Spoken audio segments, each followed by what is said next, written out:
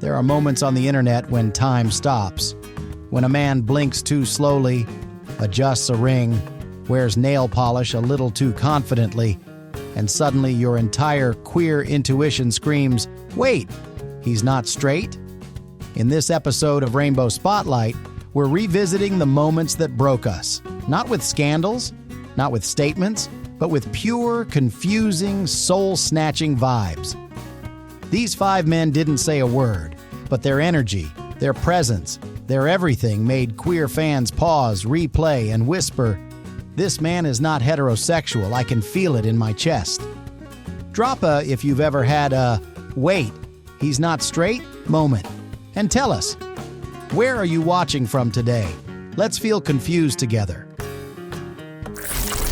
Nico Gream, the Power Ranger who soft-launched his way into queer hearts. It started slowly. A pearl necklace here, a painted nail there, a dance video with just a little too much hip control. And suddenly the queer internet paused and said, "Wait, isn't he that Power Ranger guy? Since when does he have main character gay energy?" Nico Gream didn't arrive with a headline. He didn't need to. He floated in like a soft breeze of Broadway-adjacent energy, graceful, flirty, and casually fabulous. His movement was fluid. His outfit screamed, "I know what soft masculinity is, and I live there." And his eyes? Always like he was 2 seconds from slow dancing with someone in a parking lot under fairy lights. Let's rewind. Nico got his big break in Power Rangers Ninja Steel and later lit up screens in American Horror Story, but his TikTok presence is what made queer fans claim him. Because that's where he started showing his true power, that dangerous blend of dance-trained body language plus zero fear of femininity plus boyish smile that turns people bisexual on sight. In video after video, Nico twirls, smirks, lip syncs, and serves gender-fluid outfits with the kind of relaxed confidence that screams, "I'm not performing for you, I'm just vibing." And somehow, that made it even more intense. He wasn't trying to queerbait, he was just glowing with "you're safe here" energy. What sealed it? Pride. In 2023, Nico appeared in multiple LGBTQ+ campaigns, did photo shoots in sheer mesh tops and platform boots, and posted selfies that would make even Harry Styles blink twice. Fans weren't asking if he was gay. They were too busy sending each other links, whispering, "He's family now. Pass it on." He's been linked publicly with men. And while he's never slapped a label on himself, he also doesn't avoid the queer gaze.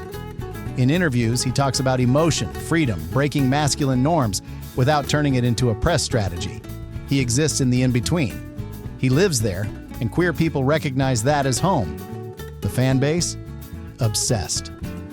Nico's comment section is filled with, "Sir, please. You're not straight, and we know it. And this outfit just outed me." There are thousands of TikToks that stitch his videos with captions like, "I am now spiritually unavailable," or "You just activated something I buried at 14. He is, in every sense, a soft launch success story, never declared, never denied, just danced his way into our lives like a gender-fluid dream. So maybe Nico Gream is still figuring it out. Maybe he's not. But for the queer fans who've seen him spin in slow motion in a lace shirt, the answer is already clear. Drop a 2 if Nico's dancing ever made you rethink your orientation. Drop a ballet slipper emoji if he unlocked something your therapist still doesn't know about. Damiano David, the rock star who queered the stage without saying a word. Some men walk into a room. Damiano David kicks the door down wearing glitter eyeliner, a see-through mesh top, and enough chaotic confidence to short-circuit a gaydar from 5 countries away. Lead singer of Måneskin and walking bisexual panic button, Damiano never officially announced a thing, but the internet knew.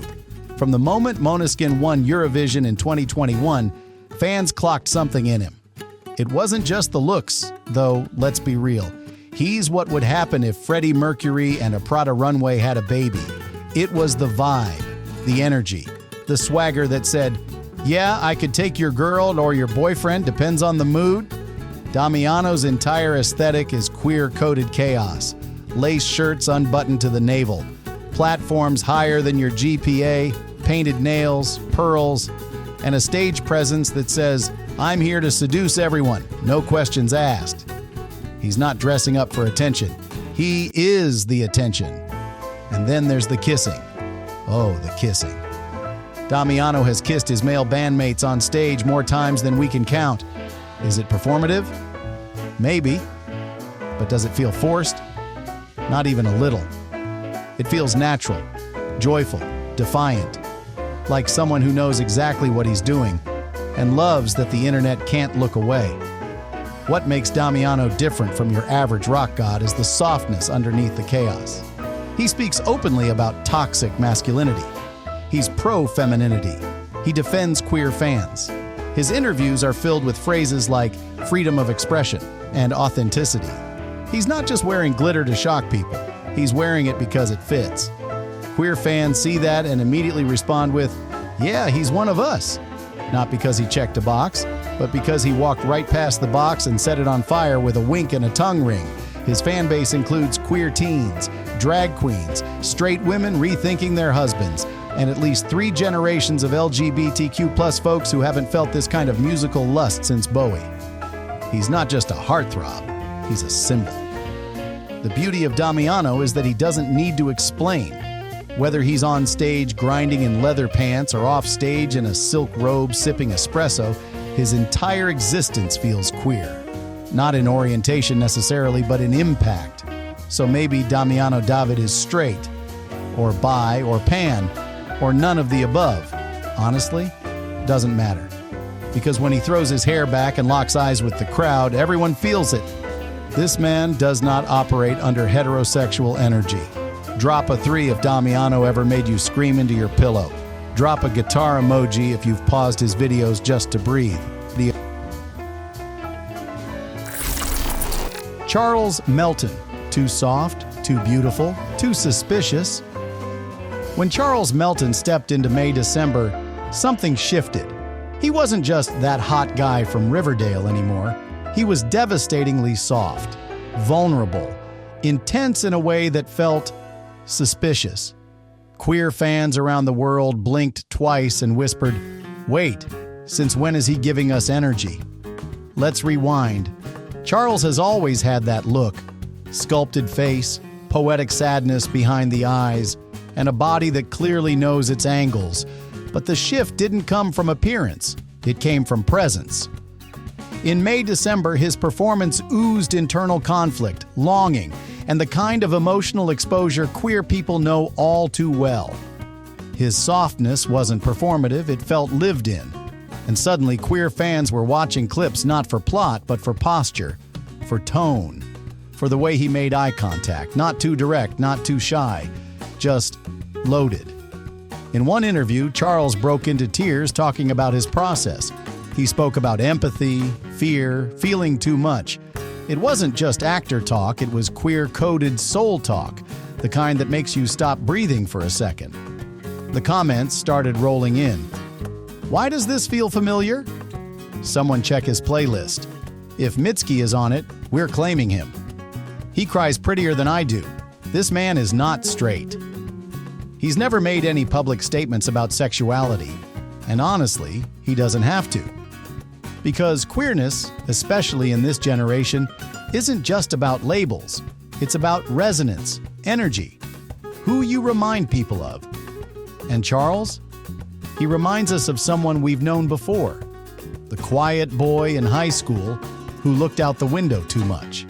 The one who borrowed your lip balm and didn't make it weird. Let's talk fashion. The man wears high-waisted pants like he was born in a French New Wave film. Sheer shirts, gentle tailoring, always immaculate, always tasteful, never loud. He looks like the kind of man who brings you flowers from a street vendor and says he saw them and thought of your energy. That's not just hot. That's coded. The fandom didn't wait for confirmation. They just decided. TikToks popped up, gay edits with soft music, tweets like, "Charles Melton has the gentlest gay aura I've ever seen." Fanfic writers got to work. Pinterest boards were born. And Charles? He said nothing. He just kept existing, delicately, beautifully, suspiciously. So maybe Charles Melton isn't gay, or bi, or anything we can name. Maybe he's just a very emotionally available man with cheekbones sharp enough to make a priest reconsider. But for queer fans everywhere, that maybe was all they needed. Drop a one if Charles Melton has ever made you feel gently attacked by beauty. Drop a flower emoji if you've rewatched his May-December scenes alone and in silence.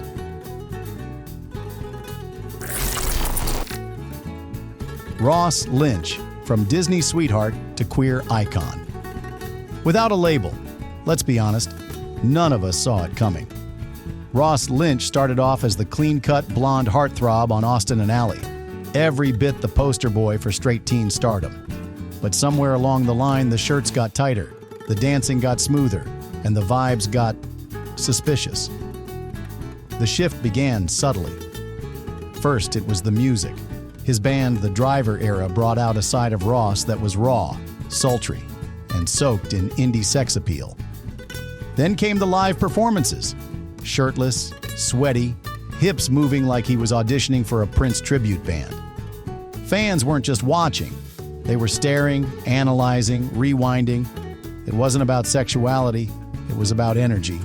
And Ross had it, the queer-coded, unbothered, softly flirtatious energy that said, "I'm not labeling anything. I'm just gonna roll my hips and let you deal with that." Then came the looks. Crop tops, mesh, nail polish, silk scarves, a whole mood. Not costumey or ironic, just confidently worn. As if he woke up and said, "Today I want to give bisexual art student who owns too many vinyls." And we applauded. Let's talk stage presence. Ross doesn't just perform, he seduces. Every time he makes eye contact with a camera somewhere on Earth, a queer fan collapses. He leans into the mic, runs fingers through his hair, and sings like he's thinking about you, yes, you, and it's not forced. It's magnetic, effortless, dangerous. The queer internet took one look and said, "He's not coming out." That's fine. We're adopting him anyway. And they did. He became a Tumblr staple, a TikTok fantasy, a Pinterest board category, not because of a headline, but because of 1,000 tiny gestures that added up to one loud message. He gets it. There's something uniquely powerful about Ross Lynch's queer-coded energy. He doesn't exploit it. He doesn't deny it. He just exists, beautifully, confidently, somewhere between straight and something more aware. And that's what made him iconic. He also starred in Chilling Adventures of Sabrina as a soft, supportive boyfriend who never once gave toxic masculinity.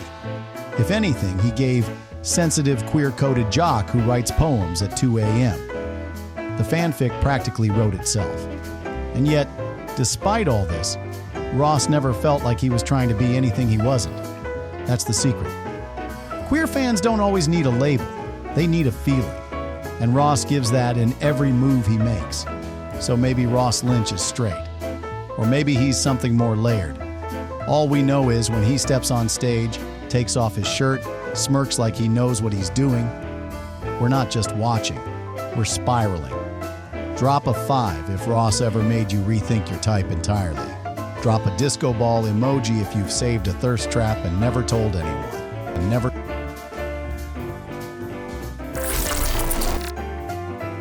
Caleb Finn, the alt boy, who queer-coded an entire generation without trying. Some guys are pretty, some are mysterious. Caleb Finn is both, and then some.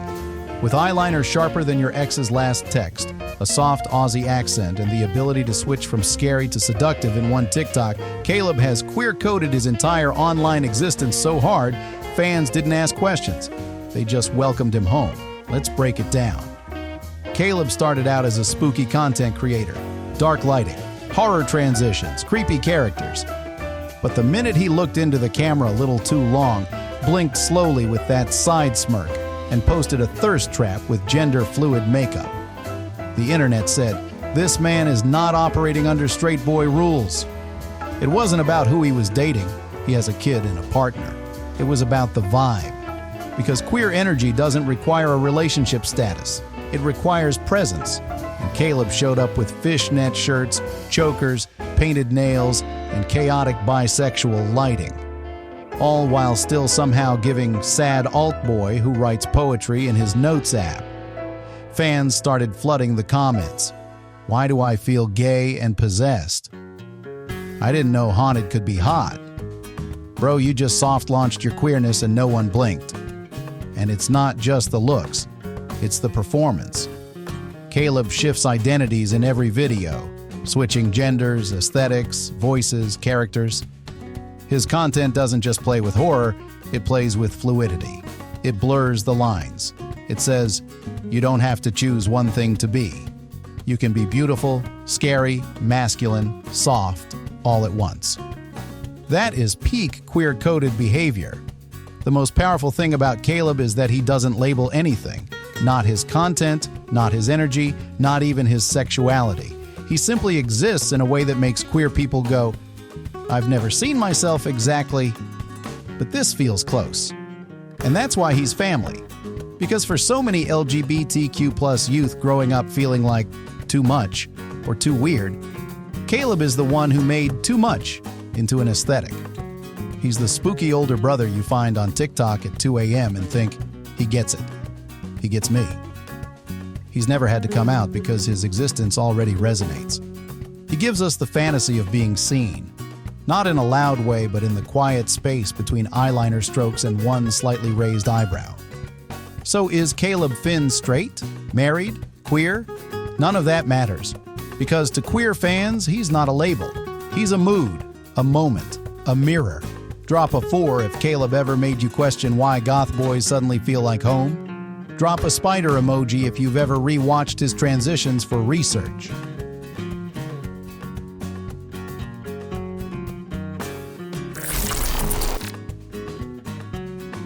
They never said the words. They didn't need to. A glance here, a pearl necklace there, a dance move that lingered just a bit too long, and suddenly the entire internet whispered in unison, "Oh, he's one of us." These aren't just crushes, they're collapses. The kind of moments where your queer intuition overrides all logic and says, I can't explain it, but I know. And maybe they're not queer, maybe they are. But for a lot of us, that moment where you pause the video, look at the screen, and feel seen by someone who never even said a word, that's the kind of recognition we grow up starving for. So thank you to the men who confused us, moved us, ruined our playlists, and unlocked things we're still unpacking in therapy. We see you, we claim you. Soft launch accepted. Drop a 1 to 5 if you knew before they did. Drop a if this episode made you relive your first "wait, is he?" moment. And don't forget to like, subscribe, and turn on that bell. At Rainbow Spotlight, queerness isn't always spoken. Sometimes it just shows up wearing rings and smirking.